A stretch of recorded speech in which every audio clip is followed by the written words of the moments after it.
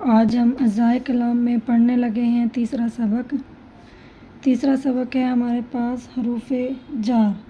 حروف جار کو انگلش میں بولتے ہیں پریپوزیشن۔ حروف جار کی پراپر ڈیفینیشن کیا ہوگی؟ وہ لفظ یا وہ سنٹینس یا وہ ورڈ یا وہ جملہ جو ہم ایک اسم اور ضمیر کے لیے استعمال کریں، یعنی جو اسم اور ضمیر کے ساتھ استعمال کیا جائے اسے ہم حروف جار بولتے ہیں۔ وہ لفظ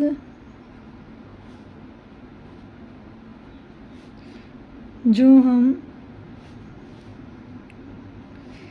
اسم اور ضمیر کے ساتھ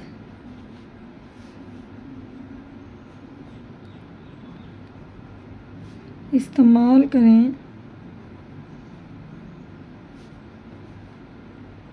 حروف جار کہلاتا ہے۔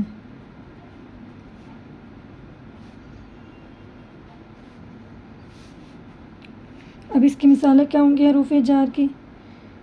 جیسے بلی میز کے نیچے ہے، میز کے نیچے ہے، بلی میز کے اوپر ہے، نیچے جو ہے نیچے وہ ہمارے پاس حروف جار، اوپر جو ہے ہمارے پاس وہ بھی حروف جار۔ اس کے بعد میں کہوں بلی درخت اور کرسی کے درمیان میں ہے، درخت اور کرسی کے درمیان میں ہے تو وہ بھی کیا ہوگا؟ حروف جار ہوگا۔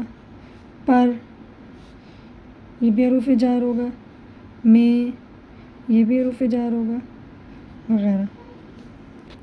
اچھا، اس کے بعد ہمارے پاس آ جاتا ہے حروف جار کے بعد آ جاتا ہے ہمارے پاس ظرف، ایڈورب۔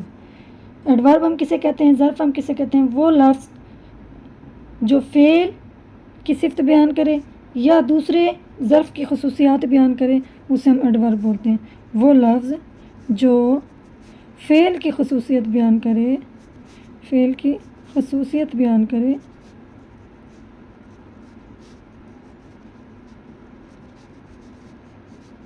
اسے ہم ظرف کہتے ہیں۔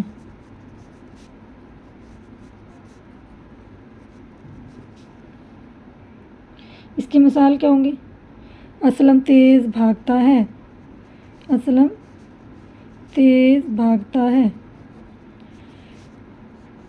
اب بھاگنا جو ہے وہ ورب ہے، تیز جو ہے وہ اس کی صفت ہے، اس کی خصوصیت ہے، تو جو تیز ہے وہ ہمارے پاس ظرف ہوگا۔ وہ کیا ہوگا؟ ہمارے پاس ظرف ہوگا۔ اسی طرح بہت، کل، یہاں وغیرہ، یہ سب اس کی مثالیں۔ ظرف کے بعد آ جاتا ہے ہمارے پاس حروف عطف۔ وہ الفاظ جو دو یا دو سے زیادہ جملوں یا اجزاء کو جوڑنے کے لیے استعمال ہوتے ہوں انہیں ہم حروف عطف کہتے ہیں۔ وہ الفاظ جو دو یا دو سے زیادہ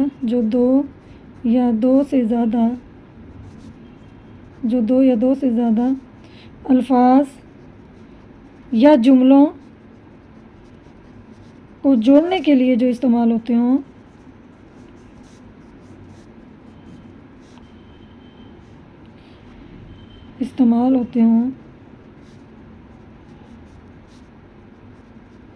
اسے ہم حروف عطف کہتے ہیں۔ وہ کون کون سے ہیں؟ ان کی مثالیں کیا ہیں؟ اور، لیکن،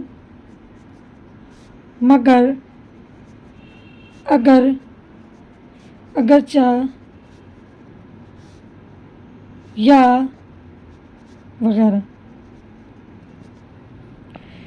حروف عطف کے بعد ہمارے پاس آ جاتا ہے حروف ندا۔ حروف عطف کے بعد ہمارے پاس کیا آ جاتا ہے؟ حروف ندا۔ وہ لفظ جو فعل،